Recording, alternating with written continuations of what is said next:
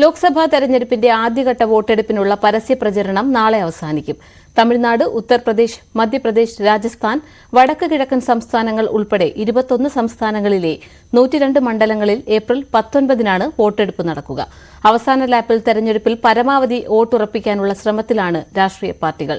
പ്രധാനമന്ത്രി ഇന്ന് ബീഹാറിലെ ഗയയിലും അമിത്ഷാ ജമ്മുകശ്മീരിലും പ്രചരണത്തിൽ പങ്കെടുക്കും. പ്രിയങ്ക ഗാന്ധി അഗർത്തലയിൽ റോഡ് ഷോയിൽ പങ്കെടുക്കും. ന്യൂസ് ഡെസ്കിൽ നിന്നും രാകേഷ് ചേരും. രാകേഷ്, പരസ്യ പ്രചരണം നാളെ അവസാനിക്കുന്നു. എത്രത്തോളം ആത്മവിശ്വാസത്തിലാണ് രാഷ്ട്രീയ പാർട്ടികൾ?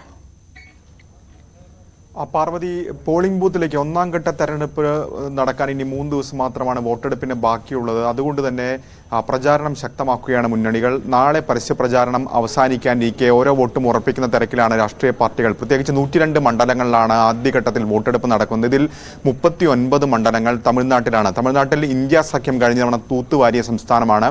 ഇത്തവണയും വലിയ പ്രതീക്ഷ ഇന്ത്യ സഖ്യം അവിടെ വെച്ചു പുലർത്തുന്നുണ്ട്. അതായത് DMK-ക്ക് കൂടുതൽ മത്സരിക്കാൻ സീറ്റുകൾ വേണമെങ്കിൽ ആവശ്യപ്പെടാമായിരുന്നിട്ട് പോലും ചെറുകക്ഷികൾക്കും മറ്റു പാർട്ടികൾക്കും നൽകിക്കൊണ്ട് അവരെ ഒപ്പം നിർത്തിക്കൊണ്ട് സഖ്യമായി തന്നെ ഇത്തവണയും ഇന്ത്യ എന്ന പേരിൽ DMK തെരഞ്ഞെടുപ്പിലേക്ക് പോകുന്നു. അങ്ങനെ വലിയ പ്രതീക്ഷ ഇന്ത്യ സഖ്യം വെച്ച് പുലർത്തുന്ന സംസ്ഥാനമാണ് തമിഴ്നാട്. ഒപ്പം പ്രധാനമന്ത്രി നരേന്ദ്രമോദി വളരെ നേരത്തെ തന്നെ പ്രചാരണം തുടങ്ങിയ സംസ്ഥാനം കൂടിയാണ് തമിഴ്നാട് എന്നുകൂടി ശ്രദ്ധിക്കേണ്ടതുണ്ട്. പ്രത്യേകിച്ച് അയോധ്യയിലെ ക്ഷേത്ര പ്രതിഷ്ഠയ്ക്ക് തൊട്ടു മുമ്പ് തന്നെ രാമേശ്വരത്തെ അടക്കം സന്ദർശിച്ചുകൊണ്ട് തമിഴ്നാട് ലക്ഷ്യമാക്കിയുള്ള പ്രവർത്തനങ്ങൾ BJP-യുടെ ഭാഗത്തുനിന്ന് നടക്കുകയും ചെയ്തിരുന്നു. മാത്രവുമല്ല, വിവിധ ഘട്ടങ്ങളിൽ ഇന്നലെ പോലും തമിഴ്നാട്ടിൽ പ്രചാരണ രംഗത്ത് സജീവമായിരുന്നു മോദി. 400 സീറ്റ് കടക്കും എന്ന അങ്ങനൊരു BJP-യുടെ പ്രതീക്ഷകളിലേക്ക് എത്തണമെങ്കിൽ തമിഴ്നാട് അടക്കമുള്ള സംസ്ഥാനങ്ങളിൽ വലിയ വിജയം അവർക്ക് നേടിയേ തീരൂ. അതുകൊണ്ട് തന്നെ ഏറ്റവും ശ്രദ്ധേയമായ പോരാട്ടം നടക്കുന്ന സംസ്ഥാനങ്ങളിൽ ഒന്നാണ് തമിഴ്നാട്. അവിടെ AIDMK BJP മുന്നിൽ നിന്ന് മാറിക്കൊണ്ട് ഒറ്റയ്ക്ക് മത്സരിക്കുന്നു. ചെറു പാർട്ടികൾ PMK അടക്കമുള്ള കക്ഷികൾ ഒപ്പം നിർത്തി